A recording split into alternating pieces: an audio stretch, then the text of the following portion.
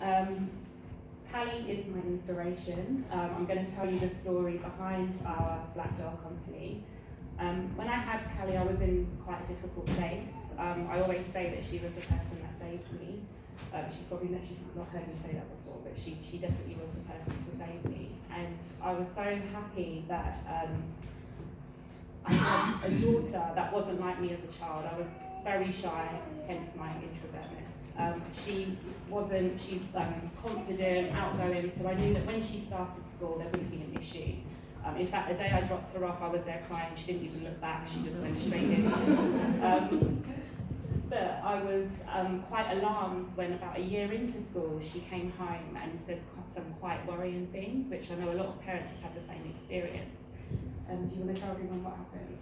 So at school, I came back home and someone in my class, we were lining up for assembly and he said that my hair was in the way, it was too big.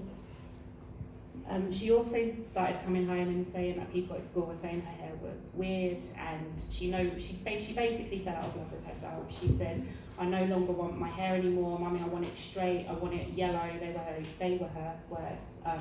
She also started questioning, why am I brown? I'm mixed race, so my mum is white, so she started saying, why am I the same colour as Nana and a cousin of hers?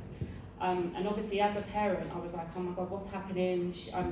My daughter's fallen out of love with herself. As a parent, you start looking at yourself as well. What am I doing? So we put some things into place at home to kind of counteract that. So one of the things I did, I stopped straightening my hair because I was constantly straightening my hair. We put up artwork around the house that celebrated Black culture. We got books in. I enrolled her into a Saturday school. Callie will tell you about her Saturday school.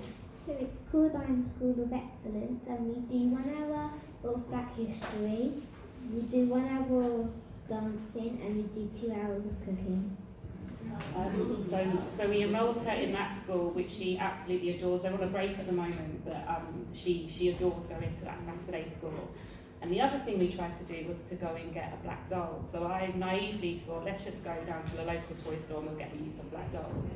And we walked in there, and what happened when we walked into the store? There were no black dolls. Yeah, there was not one black doll. So we went into another one. I thought, okay, maybe it's just maybe they're having a bad day, or maybe they've sold out. But no, there was no black dolls to be found anywhere.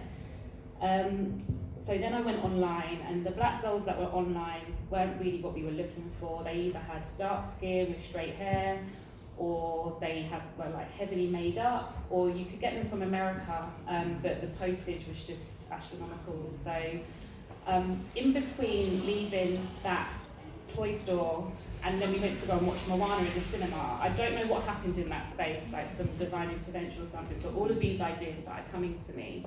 And I was literally sat there in Moana, just all these ideas, the name of the doll, the meaning behind it. And when I got home, I thought, right, what's in my head needs to go down onto paper, basically. And that's what I did. And as I was literally sat on the floor sketching.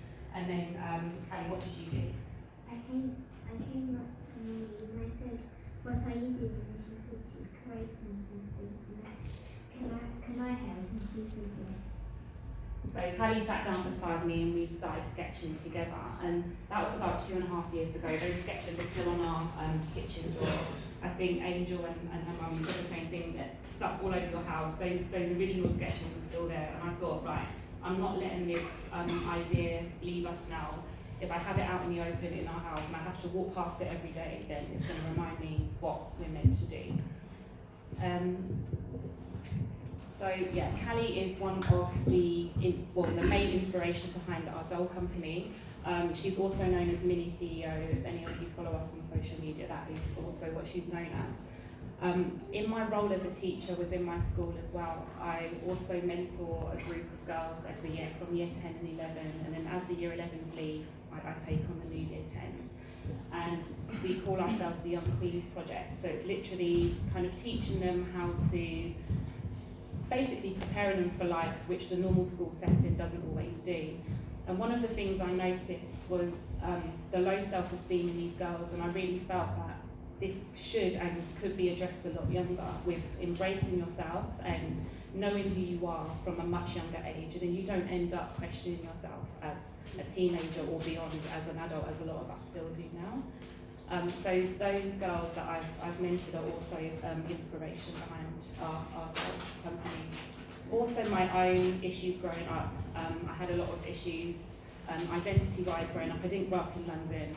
I grew up in a predominantly white area, so it was very difficult in school. And I remember one summer, my mum, she used to send us to a play scheme during the school holidays. And we used to go to a predominantly white, well, it was an all-white play scheme. And I remember one year she said to us, right, you're starting a new play scheme this year. And I was like, okay, whatever, we'll go to this new play scheme. And when I walked in there, she'd found one run by a group of black sisters. And I literally walked in and felt at home. And I really feel that's what children need. They need that identity to relate to and to feel empowered when they walk into a place. So yeah, every little girl needs to be made to feel, and boy, that they are enough, basically. So that was the kind of ethos behind our dolls. The doll company is called Bianka and Friends after the Egyptian sign, the Ankh. That's why her name is spelled quite unusual, in an unusual way. And the Ankh is a symbol for life. So as women are the givers of life, I just felt that name was fitting with her.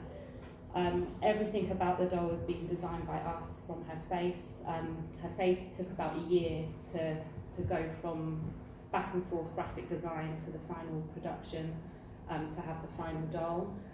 The packaging was designed by us. The poem on the back of the box and up on our stand was written by us, and each doll comes with a collectible card which details that doll's traits. So at the moment we have Natural Bianka, who's all about embracing her natural beauty, and we also have CEO Bianka, who's all about having high aspirations and being the best versions of yourself. The next two dolls that we have in the series will be Queen Bianka, and she's dressed up as Nefertiti, and it's all about knowing about Black history, pre-slavery, and knowing that we come from majestic people, and it didn't start with slavery, basically. And then we're also going to have traditional Bianka, who is dressed in traditional African attire, and she's all about loving the motherland and knowing where you come from. I thought I'd just speak a little bit about how I went from teacher to toy creator. As I said, I had no background in the industry, and I don't know what made me think that I'd be able to do it, but something was driving me to get it done. The initial thing I had to do was a lot of research, and that literally went on for months. I had to see what was out there. One of the really good things I would recommend for everybody to do is don't be put off by competition, or on the other hand, if it doesn't exist.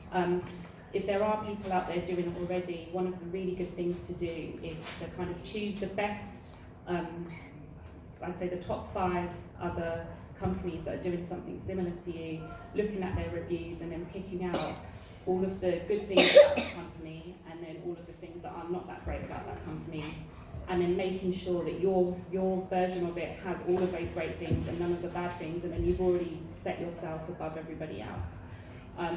Most things are not an original idea, but you can always be the best at whatever you're doing. So again, I'll just reiterate with that, getting your idea down onto paper, that is a massive thing. If you get your idea down onto paper, you've already made that first little step. And then after that, it's kind of planning, and planning has been a massive thing that I've had to do. Being a single mum, teacher, I also do maths tutoring as well. Planning has been essential. I purchased something called a passion planner. It's like a diary, but what was really good about that was on the front page, it has space for you to make your 3-month goal, your 1-year goal, and your 3-year goal, and then a lifetime goal. And then what you kind of do is you work backwards from those goals, and it literally, day by day now, I have a goal, a small goal that is working towards those huge ones. And everything that I've set out to do, I've done because of that, because it makes it a lot more manageable. So I'd really, really recommend